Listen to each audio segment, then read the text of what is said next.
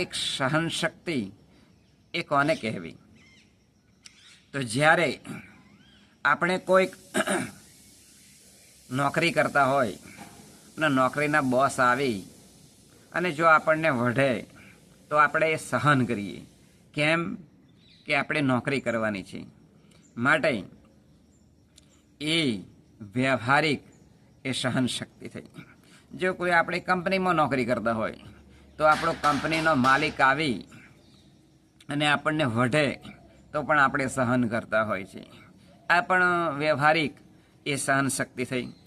કોઈક વ્યક્તિની કોઈક પરિસ્થિતિ સારી ન હોય અને એની દીકરીના લગ્ન કરાવ્યા હોય અને એ લગ્ન વખતે વ્યવહારની અંદર કંઈક ઓછું આપ્યું હોય તો સગાવાલા બધા એ ટોકે કે તમારી દીકરી હતી, એકની એક દીકરી હતી અને તમે કોઈ ના આપ્યું, બસ આટલું જ આપ્યું. આવું કરી અને સગાવાલા પણ ઘણી વખત એ પરિસ્થિતિ સારી ન હોય તો પણ વ્યક્તિઓને ટોકતા હોય છે. આ જે કંઈ બધી શક્તિ થઈ એ સહન શક્તિ છે.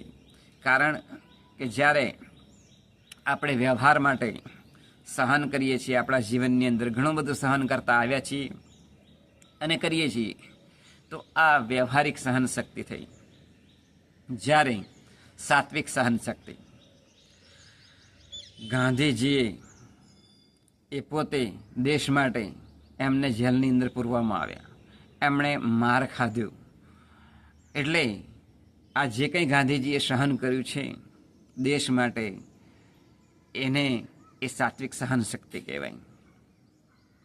સાત્વિક સહનશક્તિ એ કોને કહેવી? તો પરોપકાર માટે આપણે કાર્ય કરીએ અને આપણા માટે કોઈક ખરાબ શબ્દો કોઈ બોલી જાય, આપણે ઘણું બધું કોઈ પણ વખતે સહન કરવું પડે, તો એ સાત્વિક સહનશક્તિ થઈ.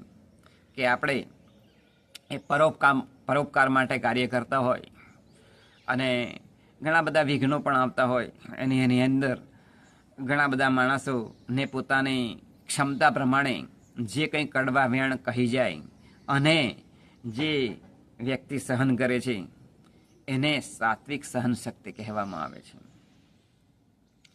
જ્યારે આધ્યાત્મિક સહનશક્તિ એ કોને કહેવી?